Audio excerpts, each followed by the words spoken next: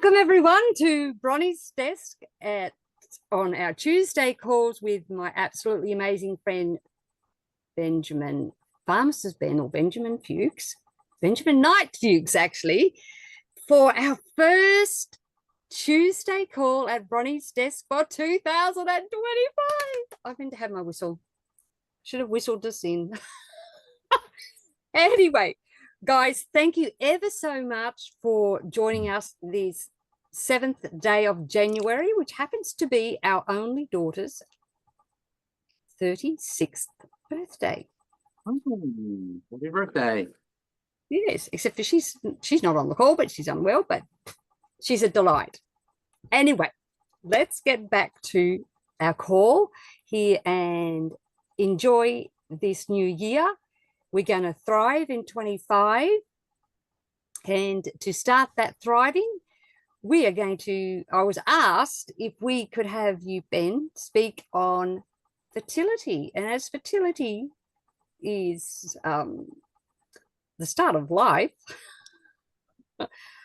for newborns, what a great subject to start the year off with. So fertility, and because we all know that the IVF program industry, you know, sort of really rely on people not being the mums and dads to be, not being nutritionally efficient. So it's a good place to start because if you, well, you know, you ever, why is it that worldwide, globally, some 15 to 20% of adults are infertile? In the United States, about 10% are infertile. What do you think that's about? Why is it that the human race is having all these problems, is having problems procreating? What's going on with fertility? What's the problem here? Well, because the body is not stupid. People are stupid. The body's not stupid. Under conditions of duress, under conditions of stress, as measured by stress hormone, cortisol, your body's not going to make a baby. You may try to make a baby because you want to be pregnant, but your body's like, excuse me, we ain't making a baby. You know, you get your life together, ma'am or sir, and then we'll make a baby for you. That's basically what's happening. Cortisol and stress hormones will shut down fertility. Remember, you got two nervous systems. They call it the autonomic nervous system. You've got the part of the nervous system, the autonomic nervous system, that's responsible for getting you out of a jam, getting you away from a lion or a tiger or bear. In our world today, there's no lions and tigers or bears, but there's imaginary lions and tigers and bears in the form of credit card bills and taxes and dysfunctional relationships, etc. And those represent the same kind of threats biochemically and biologically that a lion and tiger and bear represented from an evolutionary perspective. This nervous system that gets us out of a jam, which is incredibly important, is called the sympathetic nervous system. The sympathetic nervous system is responsible for what's called the stress response or the fight or flight response. The sympathetic nervous system is balanced by what's called the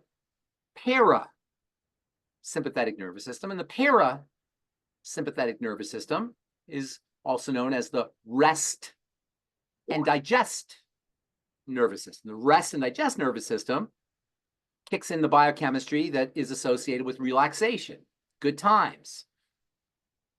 The parasympathetic nervous system, which balances out the sympathetic nervous system, gives you strong immunity, supports growth and repair, improves digestive functioning, hence the term digest or rest and digest. It's associated with sleep and relaxation and imagination and creativity, all the good stuff, cardiovascular functioning, thyroid functioning. All the things that make us happy and healthy to be alive are regulated by the parasympathetic nervous system. All the things that get us out of danger, all the biological functions that get us out of a jam, are associated with the stress or fight or flight or sympathetic nervous system. So, where do you suppose fertility would fall in? You suppose fertility, conception, is associated with the sympathetic nervous system, the fight or flight nervous system? Or do you think it's associated with the parasympathetic nervous system, the rest and digest nervous system? The rest and digest one. Well, clearly, making a body requires a lot of biochemical work. If you're running from a saber-toothed tiger, the body could care less about making a baby. It's trying to keep you alive. Yeah. Well, we're all living our lives in survival mode. We're all living our lives as if our life is being threatened. We're all living our lives under sympathetic override. And this is where all health challenges come from. Health challenges are a chronic disease, in terms of chronic disease, are linked to an overactive sympathetic nervous system relative to the parasympathetic nervous system. Making a baby requires parasympathetic activation, relaxation. If you're not relaxed in terms of your biochemistry, you ain't making a baby. And while human beings want to make babies, we want to have family, obviously, we want to have children and grandchildren, and that's all a wonderful thing. To your body, those represent a severe stress and drain on resources that a body in survival mode can't handle, so it won't make babies. And that, in a nutshell, is why 15 to 20% of people around the world are infertile, and 10% of Americans or so are infertile. We're all running on survival mode. And when you even just sit and think about it for a second, if you're running on survival mode, why would you want to make a baby? Let alone why your body won't let you.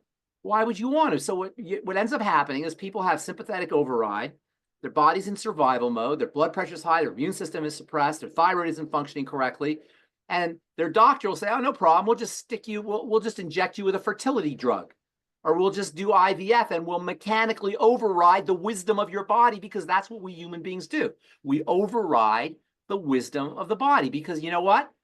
We're smarter than this dummy body because we're a doctor and we're a human. I'll show you. We're smarter than you. We'll just give you a fertility drug. How do you like that, you dumb body? That's really what's happening. We override the wisdom of the body because we think we're smarter. So what happens is you take a fertility drug and you force your body to make a baby, or you do IVF and you compel a body to carry a baby. And by the way, keeping a baby also requires parasympathetic activation. And when people can't keep a baby, they have miscarriages, in other words, that's also a sign of sympathetic override. So if you want to have a baby, take care of your other health business.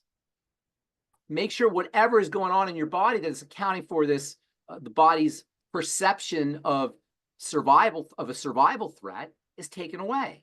Relax the body. Do everything you could do to activate the parasympathetic nervous system. And in a nutshell, that's really what health is about. It's about activating the parasympathetic nervous system, the rest and digest nervous system.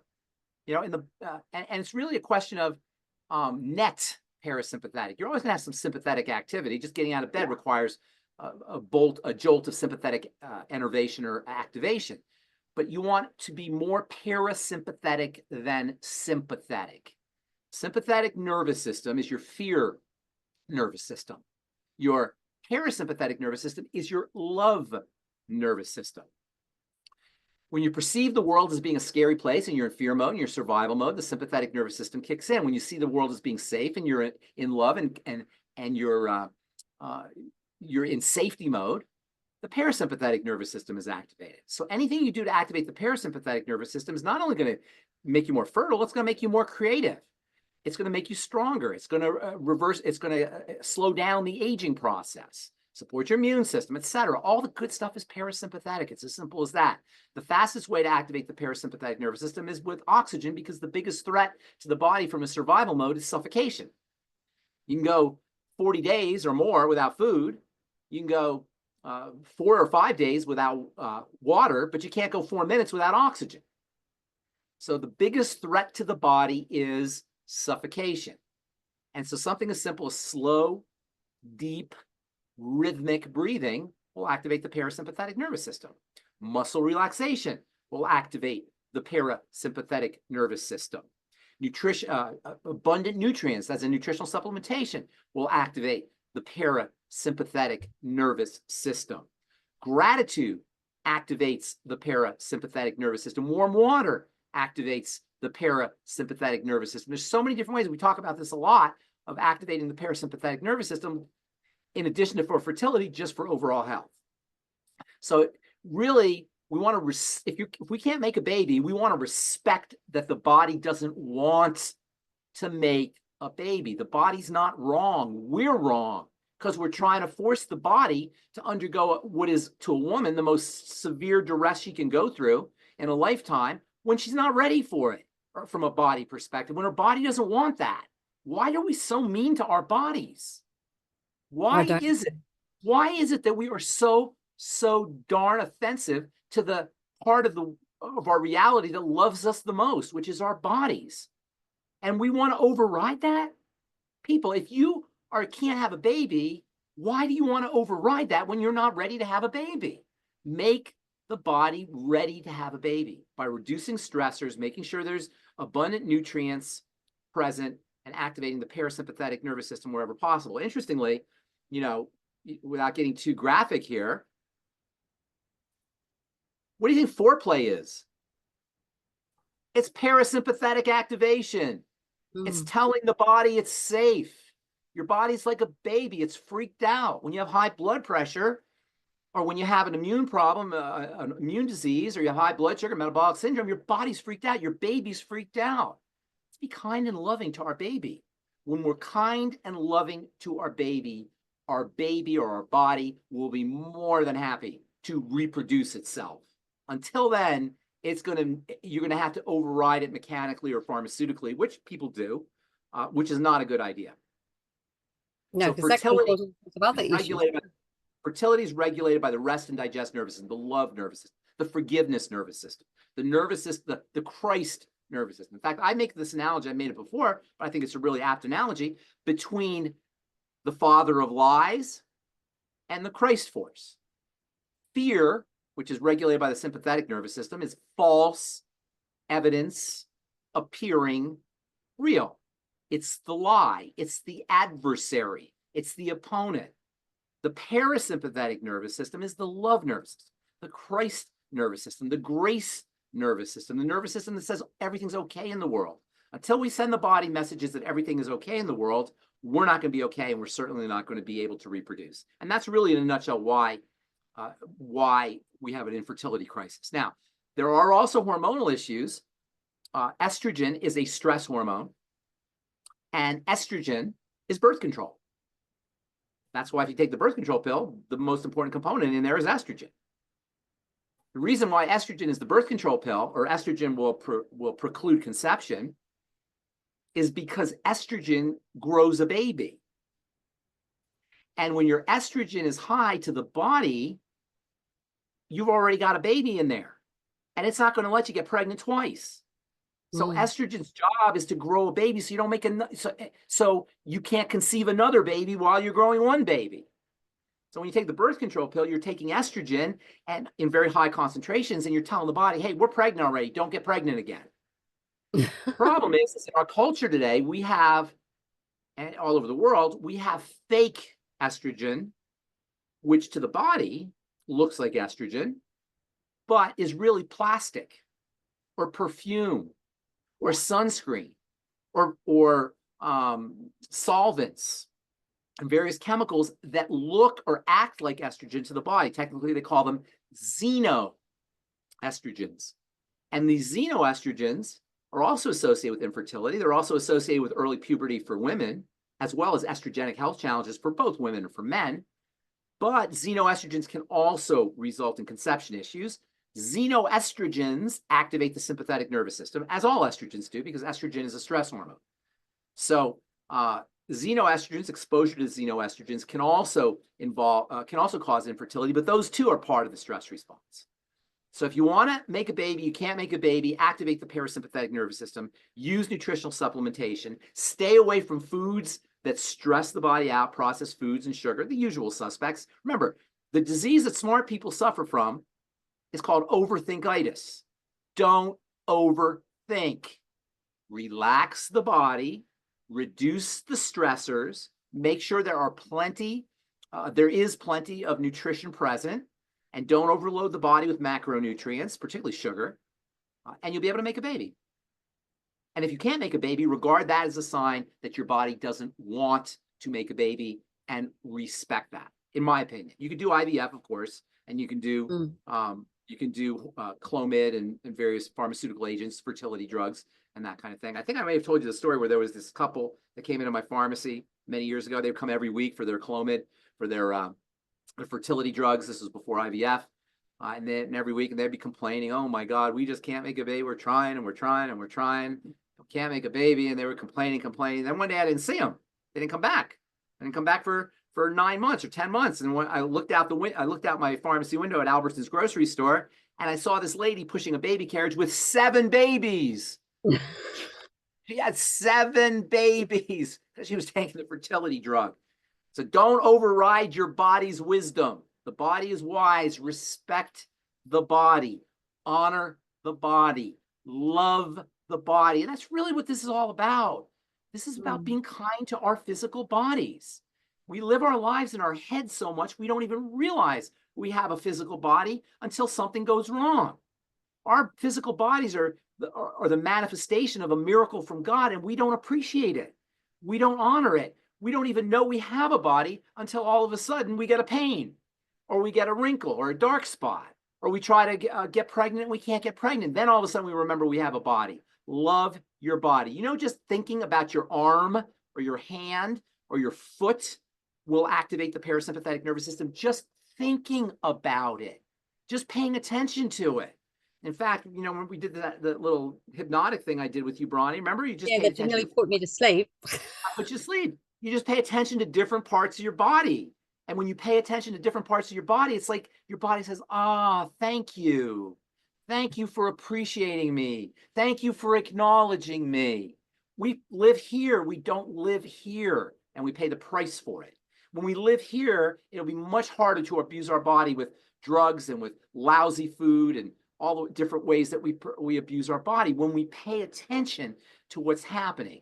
And so infertility is a classic case of trying to override the body's wisdom, trying to tell the body what to do when the body is trying to survive, when the body's in survival mode and just trying to get by. Last thing it wants to do is conceive a baby.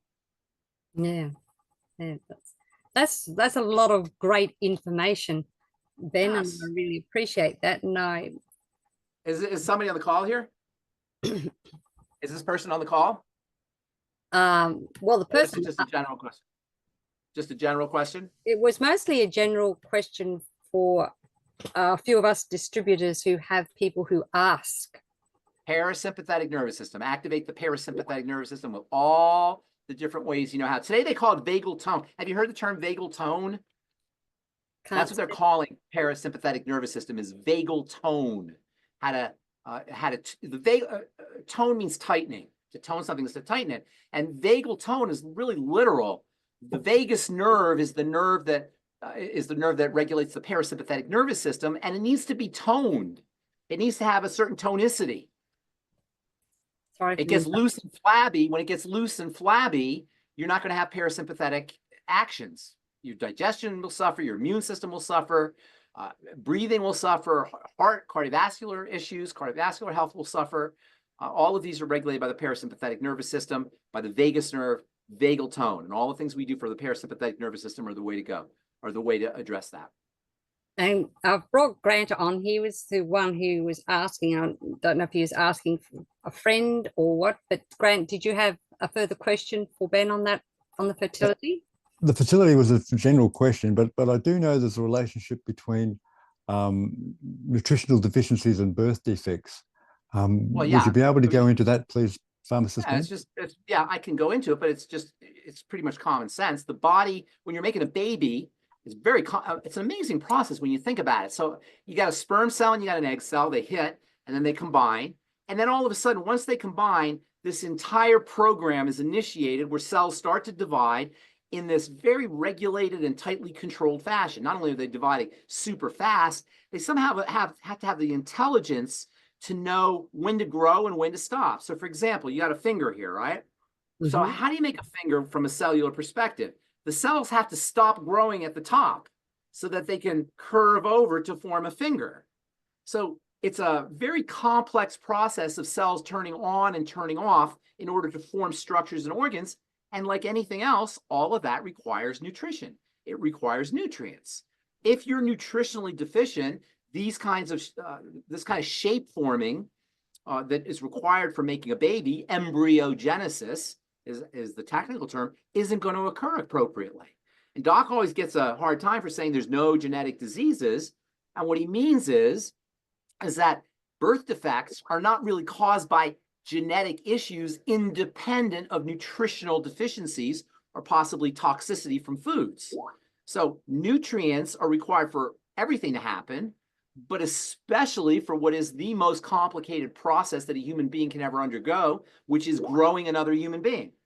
So if nutrients are required to run your heart and your lungs and your brain and your neurology and all the other parts of your body, imagine how much nutrients are required to grow a baby, the ultimate miracle of life, which is taking these tiny little microscopic sperm and egg combination and turning it into this.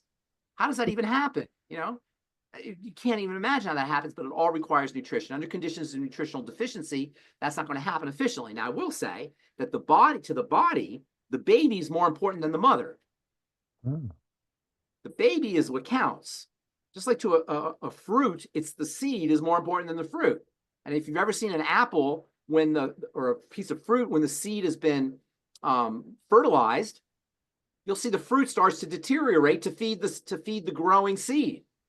You ever see a piece of fruit when the seeds have been fertilized, it starts to deteriorate as all of that energy that's in the fruit goes to feed the growing sprout and the growing plant. It's next generation that counts. We don't count. So if there's nutrients are scarce, the baby's going to get them. The mother's not going to get them.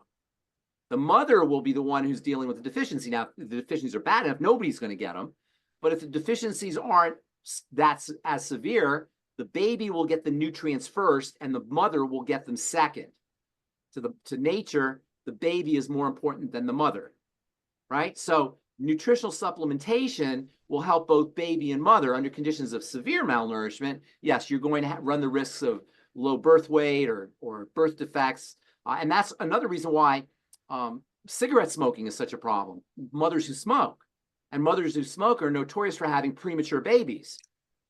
Basically, the baby wants to get out of that environment as soon as possible.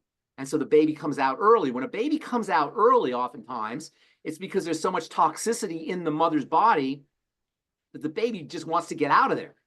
Just get out of that, not intentionally, of course, but nature wants to eliminate any issues with the baby by getting the baby out of the toxic environment, which is why it's so important for the mother to take care of her health to support the baby's health, and nutritional supplementation is part of it. But elevated cortisol can be a problem too. As we said, estrogen and cortisol will not only cause infertility issues, it can cause miscarriages too. So dealing with stress issues is also a problem. Once the baby is fertilized, once the baby's conceived, that doesn't mean you're out of the woods yet. You still have to take care of your nutrition. You still got to take care of addressing the stress response. So the mother will get the nutrients after the baby does, but under conditions of severe nutritional deficiency, nobody's going to get any nutrients, and that can lead to genetic issues, birth defects, low birth weight, poor mental functioning, poor neurological functioning. You've probably heard of fetal alcohol syndrome, that kind of thing. It's associated with toxicity that the mother subjects herself to and subjects her body to, that affects the baby's brain as the baby is out of the womb. Very good. Does that help answer your question, Grant? Absolutely brilliant, Pharmacist Ben. Well done. And as far as nutrients go, focus on fats, especially essential fatty acids. The female hormone system, the steroid hormone system, not just the female hormone system, is very dependent on fats and fatty vitamins. Your ultimate EFAs, as well as DEEK, which are the fatty vitamins. And while I'm on the subject, the ultimate selenium will help balance out excess estrogen, whether it's from producing too much estrogen, and many people produce too much estrogen because it's made of body fat, or exposure to toxic estrogen, xenoestrogens. And the plant-derived minerals will support detoxification of estrogen, elimination of estrogen and detoxification of estrogen. And also the nightly essence will help support detoxification of estrogen. And even the ultimate enzymes will help support detoxification of estrogen. And then we have some female hormone products, the Zero Fem might be something that they would want to consider as well. So fats, fatty vitamins, detoxification and elimination of estrogen. And cruciferous vegetables, by the way, are wonderfully protective against excess estrogen. Broccoli, Brussels sprouts, cauliflower, cabbage. And being all greens, they are usually higher in iron as well. Say again?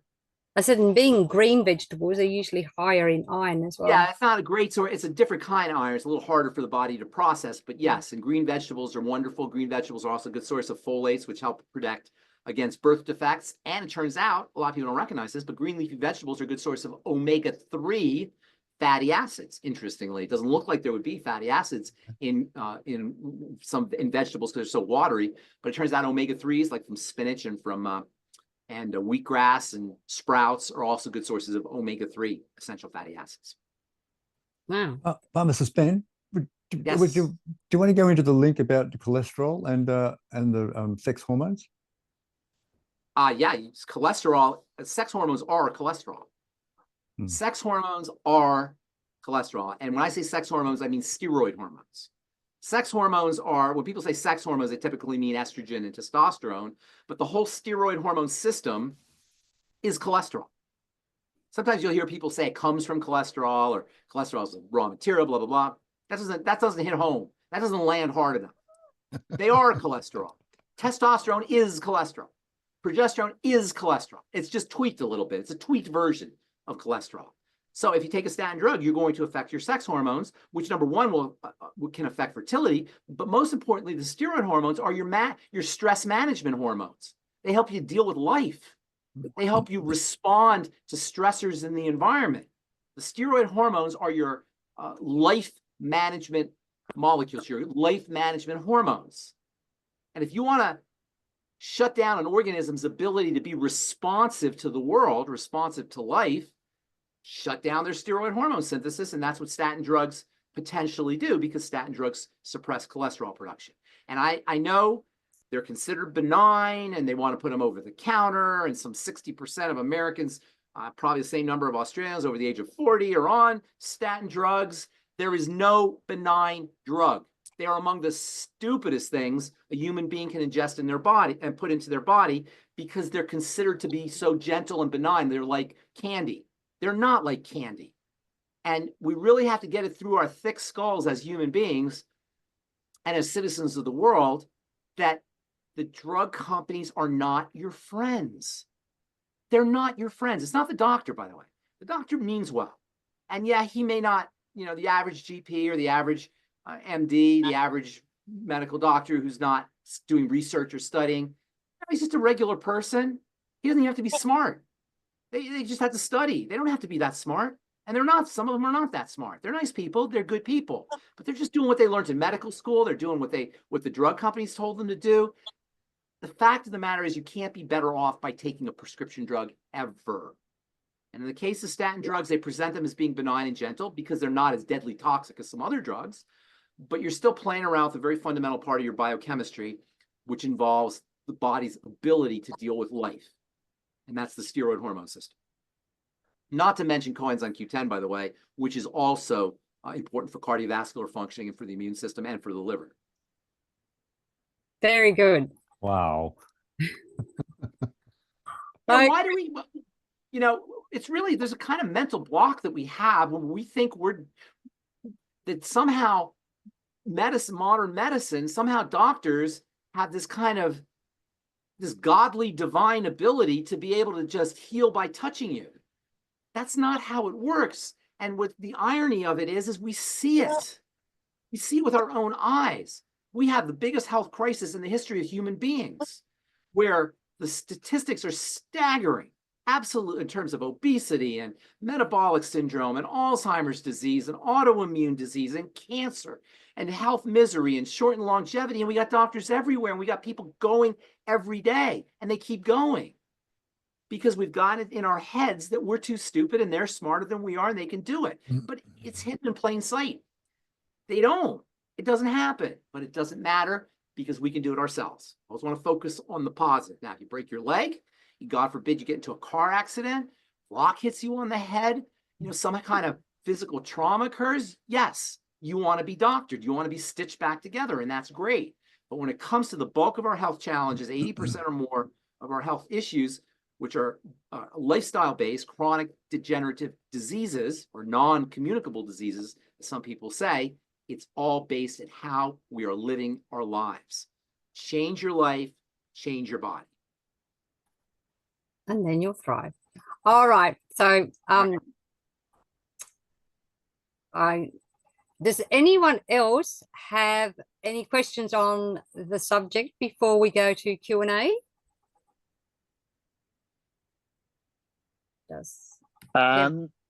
Probably Ben, just following through the rest of that postnatal depression. Of course, it's when the baby has stolen everything from mum, because of course it's fight or flight, and leaves mum with nothing. So what most people see today is postnatal depression. It's that illness that comes after pregnancy, and it's just a simple thing. You feed the system. Do you want to just create the link for people for that? Well, there's a couple things about that. First of all, you know, after you have a baby, you get a crash in your joyful hormones. Nature has set it up so you're going to be joyful when you're pregnant, because it wants you to be pregnant. Nature needs you to be pregnant. So, or not you, but a woman to be pregnant. So there's this elevation in the mood associated with hormones, which drops after you deliver your baby. So that's one of the causes of postnatal depression. And then the second cause of postnatal depression, as you say, is the baby's getting the nutrients. When you're nursing, the baby's getting the nutrients, and you're not. If you're not nursing, then that also indicates that there's some nutritional deficiency. So using nutrition can be very valuable, especially the B vitamins, which are most important of the mood vitamins, and probably essential fats and the fatty vitamins as well. But it's also important to recognize that for most people who are living their lives on the standard American diet or the standard Australian diet, which is similar, if not worse, than the standard American diet, are eating a lot of sugar and foods that spike insulin.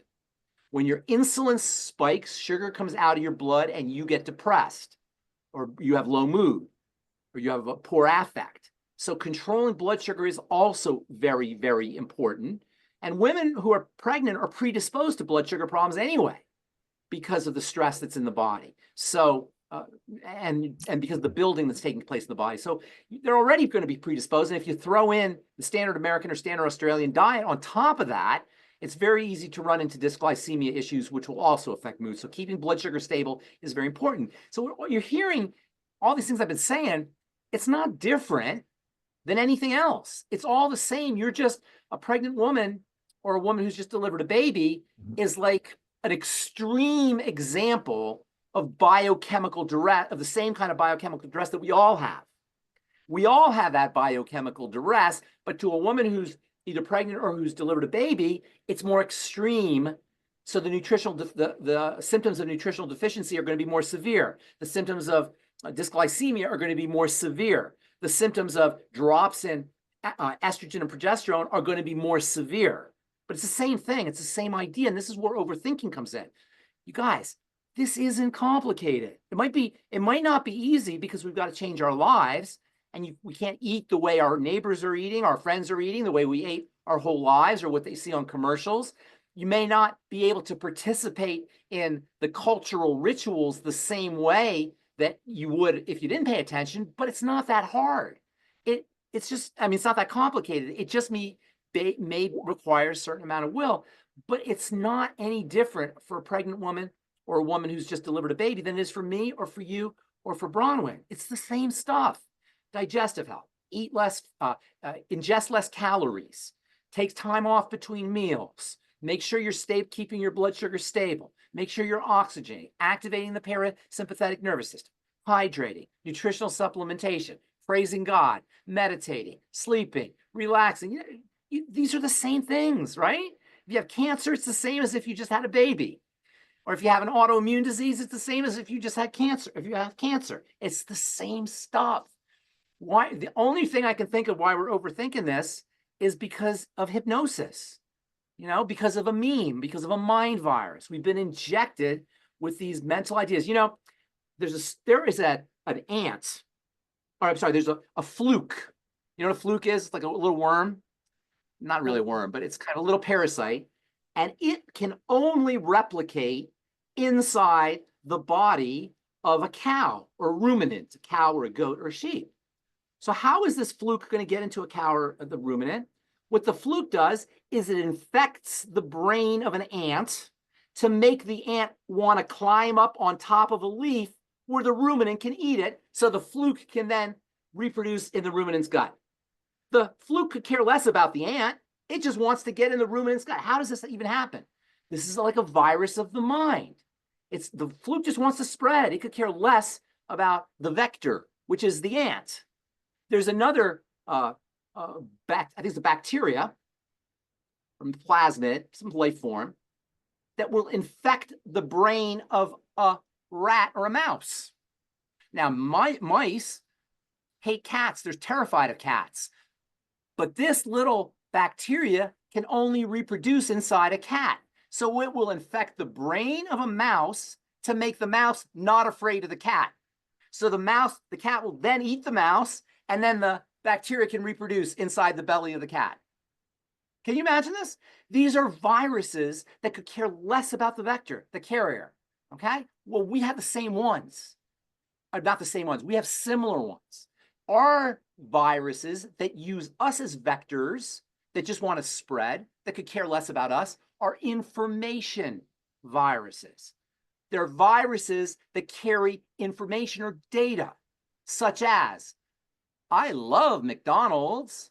Oh, this Coke, this 64, I'm going to drink that 64-ounce Coke. That Coca-Cola company, that McDonald's company, that's like the fluke that needs to reproduce inside the ruminant that could care less about the ant. And you know what? That's how we have to look at McDonald's. And I'm only picking on McDonald's, but it's Chick-fil-A and Taco Bell and Coca-Cola and Snickers bars and all of it. We have to begin to see them as the enemy. They are the bad guys, the black hats. It's not the doctors that are the black hats. The doctors are very good people for the most part. There's bad apples everywhere. For the most part, they're very good people. It's the people who are benefiting financially and economically from our misery and our family's misery and our children's misery. And these people are running off to the bank and having their vacations, doing everything as big shots while we suffer. But we're letting them do it. Every time we drive through McDonald's and have a hamburger, you can think of that little fluke that's in your brain that is just compelling you to go to McDonald's because you heard that commercial, McDonald's, and all of a sudden you go drive through the Golden Arches. And really, that's how we have to look at it. Every time, that's what I think. Every time I see that, I get these Satan behind me. That's what I think in my head. Every time I see the Golden Arches or Snickers bars or everything, they're not our friends. They don't like us, except for to milk us, maybe, and then to throw out our carcasses to some hospital and to the medical model. But that's just me being self-righteous. I don't want to be self-righteous. That's all right. We think the same. All right. Kevin. All right. What's next? Do you have any more on that, Kevin? No. I think he answered that really well. It's always good to get another point of view across here. And Ben, you go so deep into stuff. It's just wonderful. It just blows my mind. Thank you, Kevin. Thank you, Kevin, for that. I appreciate it. So with that, I think we'll go to Q&A, and I'm going to, if Diane Shelley is, I know Diane Shelley has one, and where she disappeared. She was here. I'm here. There you are. The farm girl. The farm girl, yeah. Okay, Diane, can you go ahead with your question for Ben, please? Yes, I did ask you about somebody having a operation on some ligaments, etc., and you said to put him on the 90 Essentials. Now, the operation... I said healthy bone and joint pack. Okay, but I've got... Healthy bone and joint, and also Ultimate Enzymes. Okay, well, the problem here... And also Fucoid Z. Sorry, I didn't... Go ahead, Fucoid Z also, though. Well, go ahead, yeah. There's a ligament that's got to be stitched in, a plantar, but not sure which one. She's just sent me this info. The surgeon also wants to do a microsurgery on the heel bone to move over slightly to the outside so as it levels up his foot. So there's going to be an operation on that department in the bone area. So I was a bit... Everything I just said. Healthy Okay, so the bone. Ultimate enzymes on an empty stomach are very important for healing bruising and wounds. Right. And the faster you heal, if you can prevent the bruising from happening as dramatically by getting on the ultimate enzymes a couple weeks before, you can speed up the healing process. And then the Healthy Bone and Joint Pack, of course, as well. And I'd be taking extra glucogel caps. You might also want to throw in the TMR. I understand. Total meal replacement. And then collagen peptides. And Fucoid Z, I'm not sure, maybe you guys can help me here. How are they promoting Fucoid Z? How do you hear, when you hear people talk about fucoidan or Fucoid Z or Z Radical, what are you hearing people promote it as? Well, I look at that particular product because of the zinc and the C in there. But I personally... The fucoidan. How do you look at fucoidan as a distributor? Or what are you hearing people say? Or how are you presenting it? Just for my edification. More as a good prevention towards what? receiving... For colds and viruses? Immune system. It's a zinc and C. So you're looking at it as an immune system thing? Okay, it's definitely that. And that is where, most of the literature and most of the promotion on it, when people talk about it, I hear them talking about cancer and fucoidan. And it's true that these polysaccharides like fucoidan are very important for the immune system, but what people aren't realizing, and for the blood also, they're blood thinners, they improve blood circulation. But what really is a very important aspect of fucoidan and what they call polysaccharides and proteoglycans, which are similar, and they're all found in the connective tissue matrix, fucoidan, and these elements are found in the goo that holds everything in place. Remember the body, remember how I always said the body is raisin bread, right? You heard me say that? I haven't said it for a while. I don't know if I've said it. I've said it to you guys, right? It's raisins and bread, right? The bread is called the matrix in the body. And this matrix is largely composed of polysaccharides. And like fucoidan, don't forget I said polysaccharides. I don't want anybody to get confused. That's the family that fucoidan falls into, but we'll just say fucoidan. Molecules like fucoidan form the bread around which everything is embedded. As we age, the bread deteriorates, and what these molecules like fucoidan can do is they can strengthen the matrix so that everything else improves, all the health of everything else. And because much of the signs of aging are marked by deterioration of this matrix, using things like fucoidan, the Fucoid Z, can help strengthen the matrix, can help slow down or even reverse many of the signs of aging linked to deterioration of this matrix. And that's especially for women out there, that's especially important for the skin. I don't say women because women are most concerned about it, but men too. Wrinkles are the end result of deterioration of this bread, this matrix.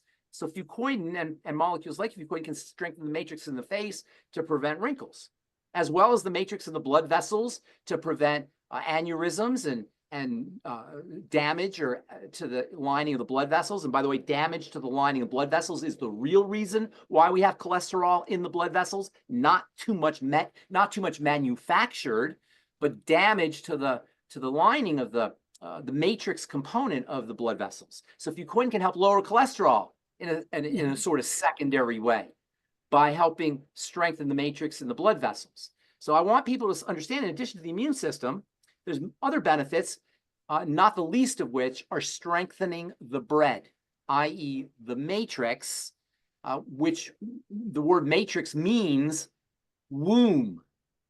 And the matrix is indeed a womb for the cells, the living cells that live in the matrix. So the matrix is acting like a womb for those cells. And if all disease is cell disease, once that matrix deteriorates, cell disease can ensue. So building the matrix is for everything. And that makes Z Radical and Fucoid Z, I like Fucoid Z better, good for everything, especially wound healing and post-surgery. Also leaky gut for that matter too, because it can help strengthen the lining of the intestine. Okay. Wow. Thank you so much. Thank you. That was awesome. Ben, while you're there, Ben, the difference or your thoughts on the body balance, which has the fucoidan plus all its brothers and sisters with the 9 seaweeds. and aloe vera. What's your thoughts there? Is it too weak, too fancy? Because I'm of course fucoidan is in all of my formulas with people, but Good for you. but what do you think of body balance? I don't know. I have to see the ingredient. I don't know. I don't ever recommend it because I don't know what's in it. I hate to say that, but I don't know the exact. Do you have it in front of you? Sorry? Yes. Actually, maybe let me see if I can look it up. I don't know what's in Body Balance. I haven't used Body Balance too much. I think that's an Aussie thing. I know it's available here. New one from Life Force. It's only new. Oh, it's a new Life Force product. Is that the new Life Force product? Yeah, I don't know. I don't know about it. I do. I've heard about it, but I have not done enough research into it. Are you guys selling it down there?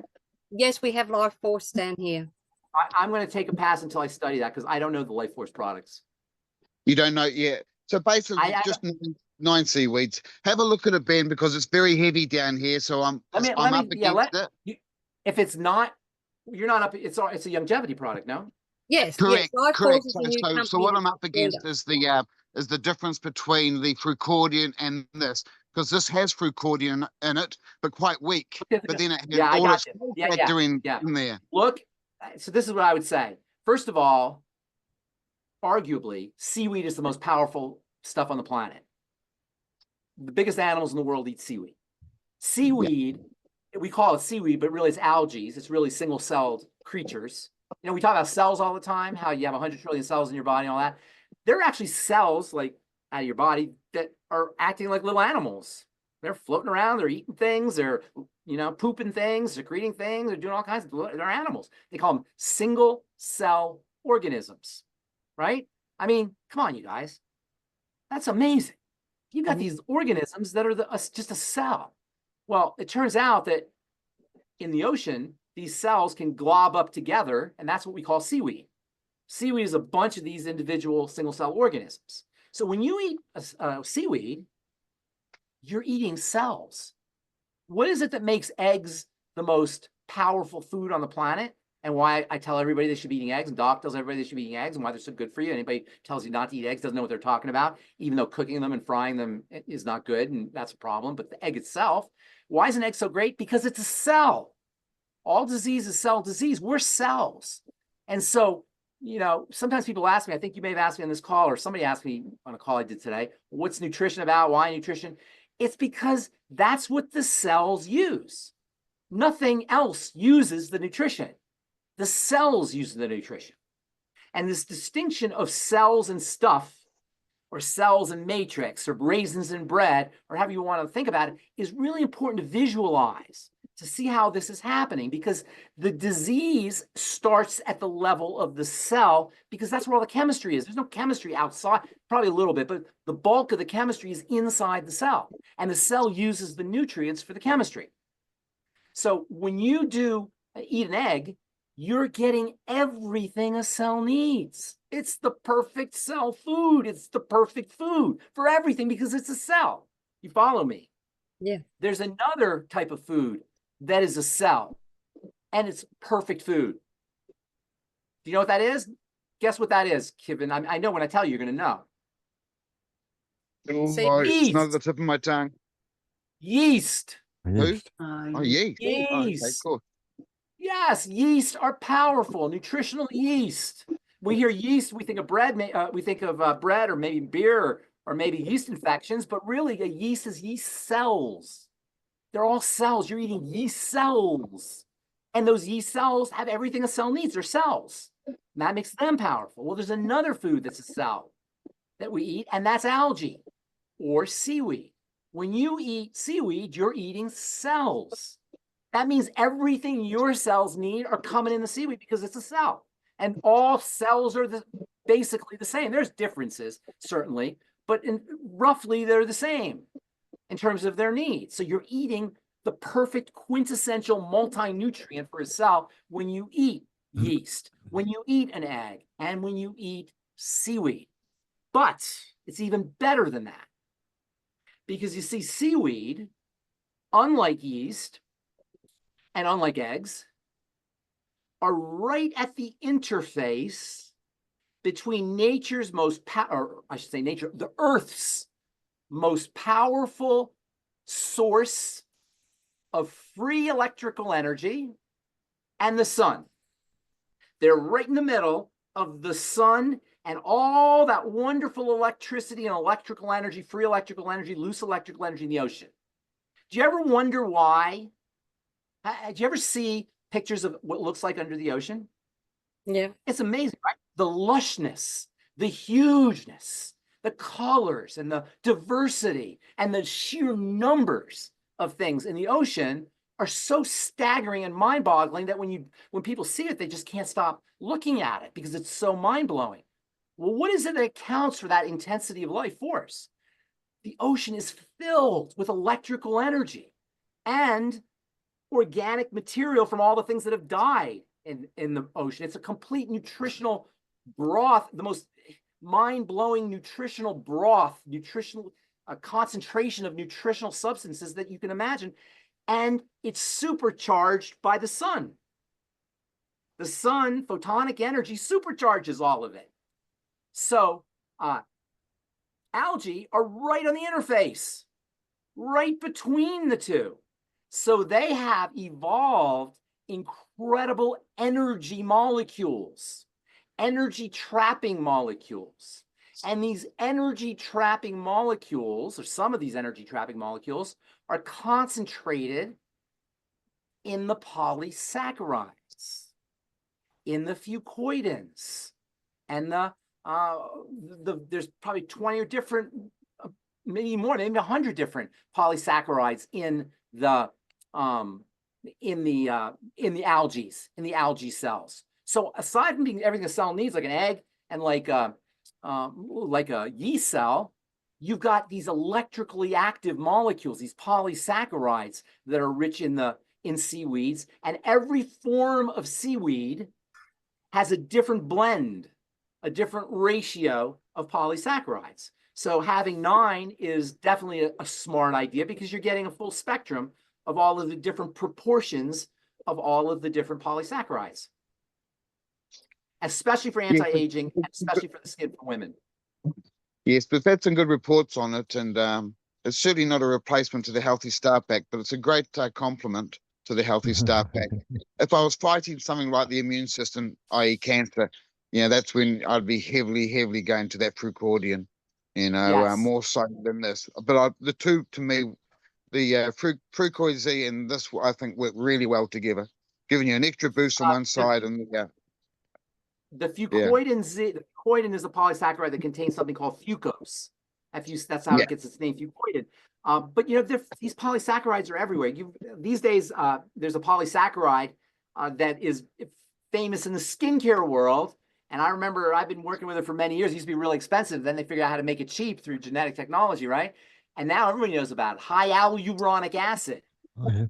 You guys all hearing about high hyaluronic acid. That's another classic example. There's also, I don't know if you ever heard of something called MCP, modified citrus pectin. Have you heard of this? No, MCP? Modified citrus pectin is a well-known immune booster and anti-cancer substance. And pectin is nothing more than a polysaccharide. Modified citrus pectin is they tweak the molecule a little bit. Chitosan. Have you guys ever heard of chitosan or chitin? It's a polysaccharide that gives insects the hardness on the outside of their shells. It's incredibly valuable for wound healing. You can put chitosan right on wounds, and it helps accelerate the healing process. By the way, you can put fucoidan, the fucoid Z, right on wounds to help accelerate the healing process. I don't know about the drink.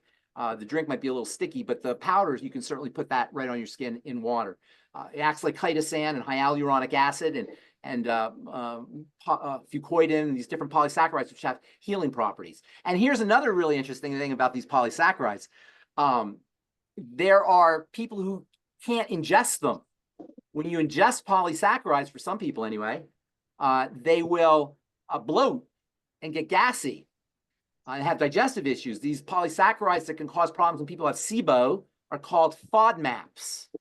You've heard of FODMAPs? Kevin, I'm sure FODMAPs, right? Those are polysaccharides. And that the reason is the bacteria love the polysaccharides. So the bacteria feed on those polysaccharides. Everything loves polysaccharides. Polysaccharides make things grow. They're electrically charged. They improve wound healing. They liquefy substances, particularly in the blood, to help support circulation. They're just incredibly valuable substances. That's why you want to eat your veggies, by the way. Yes. Among other reasons. That was really good, Kevin. Do you have more that you would like to ask Ben on that? No, just always interested in his point of view. It's a great product. I just like to see where you would like to, where it fits into our programs. You know what? I'm gonna have to study up on it. I actually meant to when they first told me about it, and it slipped my mind. So I'm gonna study up on those. Okay, we'll quiz you in another month. Polysaccharides I should just tell you this, polysaccharides have a little squishy feel to them because they absorb water. So aloe, for example, you ever feel aloe? That squishiness, that's polysaccharide that makes it squishy. So foods that are squishy, like mushrooms and algae and seaweed, Mushrooms as well, yeah. Those are polysaccharide foods. And Kevin is an herbalist. There's a lot of herbs that have that, called slippery elm, for example, or mullein, that have that kind of slippery, gooey kind of feel to them. That's the polysaccharides that does that. There you go. Excellent. So much knowledge there just to take it all in. There. But yeah, and again, it's just another notch in the products that we have under the 90 for Life umbrella. You know, we have so much available to us. Is it moving? Are you moving it? Yeah, it is. It is. It's slowly moving. It's come with some great testimonies. I'm going to make it a point to study up on that. Okay. Kevin. Okay. Actually, very interesting, Ben, because as Kevin said, we like your take on things, and so it'd be really interesting to get your point of view on the body balance. Yeah. Why don't you do this? I just saw it online. There's a few different ones. Would you send me like a screenshot or a link so I could read the ingredients on all of them? But there's actually only one. There's only one body balance. It's just different. So it comes in one big bottle or a little bottle, or it comes in sachets. I see. Okay, Life Force came with a packaging company that does sachets. So now we've got a lot more sachets in our mix. Okay. All right. Well, I'll study up on it and I'll let you know. I can't give you a take on it now, but I definitely will. Okay. Well, Karen clearly has a question on this as well. Yes, please. Hi, Ben. It's just, if someone is on blood thinners, how do you get around fucoidan and EFAs with them being blood thinners as well? Yeah, that's a great question. Okay, that's a great question. So EFAs have a blood thinning effect, and fucoidan and polysaccharides, as I just described, have a blood thinning effect. Vitamin E has a blood thinning effect. Oxygen has a blood thinning effect, and water has a blood thinning effect. These are all things that thin the blood. When the body is under attack, and when I say the body, I'm talking about the blood. Whenever we talk about the body, like something's in the body or the body is reacting, we're talking about the blood. The blood it's all about the blood. The blood is the sacred space of the body. The life of the flesh is in the blood. All about the blood. So the blood is really the most important organ in the body. The blood is a liquid organ. And that's how you want to look at it. Because when we think of the blood, we just think it's some kind of liquid, some fluid. But it has the same complexity as an organ. It has the same not the same, but it's architected, it's structured like any other system, like any other tissue, like any other organ. It has a structure to it, but it's a liquid. So we tend not to think of it that way, but it's very important to think of it that way, because then we'll appreciate that there's a complexity to it. There's a lot of stuff in it. And all of that stuff has to be kept at just the right temperature, just the right pH, just the right hydration, just the right oxygen level. It has to have just the perfect. And it has a little bit of fluctuation. Praise God. You know, we have a homeostatic system that can pull things this way and this way. But once you start stuff getting in there, pouring, flooding, you know, here in this country, there was in the 70s, for whatever reason, there were factories that had big waste pipes pouring into the rivers. They would produce their goods and all this stuff would flood into the rivers, the waste, the way would pour into the rivers. And what happened to the rivers? They caught fire. They became so toxic, nothing could live there. We're still doing that today with our environment and in a macroscopic way, but in a microscopic way, we're doing that to our bodies. That same kind of flood of toxicity is entering into the bloodstream, which is an organ, and it's super finely regulated and structured. And now all of a sudden it's got to deal with this flood of muck that's coming in. So this is a major, major problem. So what the body does is it will thicken the blood so that all that stuff doesn't get distributed. Thickening of the blood is inflammation of the blood. It's inflammation of the organ called the blood. It's a protective response. So, of course, people are going to be on blood thinners and have heart disease and have problems with blood issues. And that's why I say all disease is cell disease, but all cell disease is preceded by dirty blood. I call it dirty blood just because it's graphic, but that's from a technical standpoint, that's what's happening. So obviously you can't have a situation where the blood can't distribute. And if it's subclinical, you're going to live a much shorter life, but even worse, now you've got immune problems and toxic problems. The body has to clean the blood. It dumps the toxicity into the rest of the body. This is the reason why we're suffering so. So when you go to the doctor, he will put you on blood thinners, oblivious, as all the medical model is, to the cause of the thickening of the blood. They don't look at that, and this is not a knock on them. That's not what they do. That's not their skill set. We're asking them, you go to a doctor, you get doctored. You go to a carpenter, you get carpentered. You go to a mechanic, you get mechanic. This is what they do. So you can't blame them. This is what they do. They're thinning the blood. Now, the healthy way to thin the blood is with nutrition, with oxygen, with water, with laying off of sugar, which is a major blood thickener, by protecting against leaky gut, by doing all of these things. So when you ask the question, but I get this question a lot, when you say the EFAs and the fucoidan, will they affect the blood thinners? That's like saying, will healthy living affect my poison? Well, yes, your healthy living will affect your poison. Yes, it will. But it will affect your poison in a good way.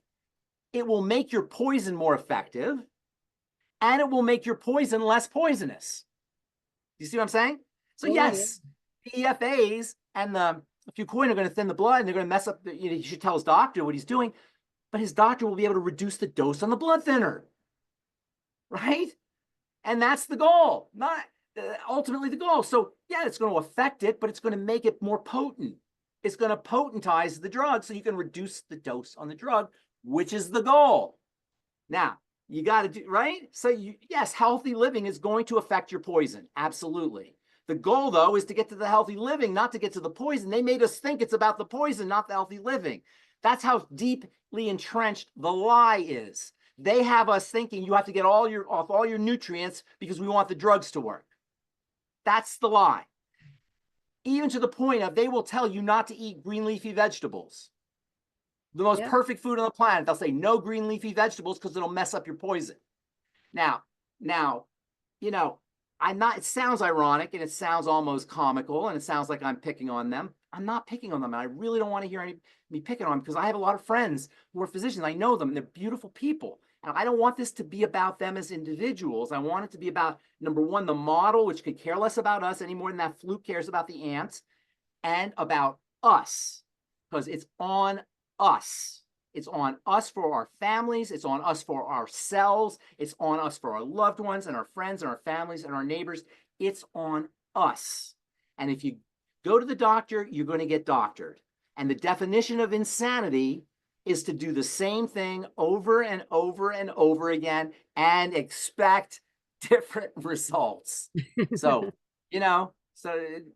really, this should be the best news anybody who has a health challenge could ever hear. This should be the most inspiring thing you could ever hear if you're dealing with a health challenge and you were told you're going to be on this for the rest of your life. The body wants to heal. The body is programmed to heal. And we see it every time we cut ourselves.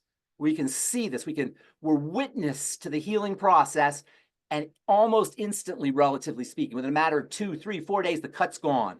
That's your testimony to how powerful the healing program, the healing process is built into every single one of the cells of our bodies, all of us. Praise God for that.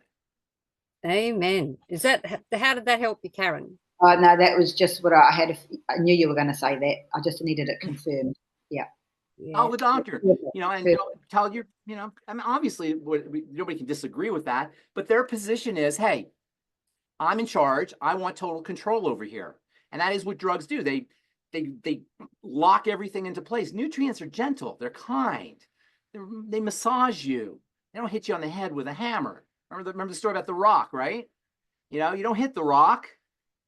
You ask the rock. Nutrients talk to the rock. They ask the rock. All right. I have another podcast here. The rock and God didn't like that. What? Moses hit the rock and God didn't like that. So he didn't like that. He said, I know you're Moses, but I told you not to hit the rock, so you ain't going to the promised land. That's right. All right. Well, we've gone over time. So I did have other questions, but we will hold that off. And we'll see you next. Part of what you actually answered for other people will help. Hey, look, guys, don't I say the same thing over and over again? I mean, I put a little different twist on it here and there, but it's the same thing. It's what we do, Ben. That's what we do. We'd say the same thing, but we just have to use different crayons. Yes, exactly. Different colors. Yeah. And there's always, you guys are smart, so you appreciate the little factoids and things like me. There's all these cute little factoids, they're sort of interesting. But ultimately for healing, it's the same stuff. It's always the same stuff. Absolutely. Yes. All right, guys. Thank you. See you next time.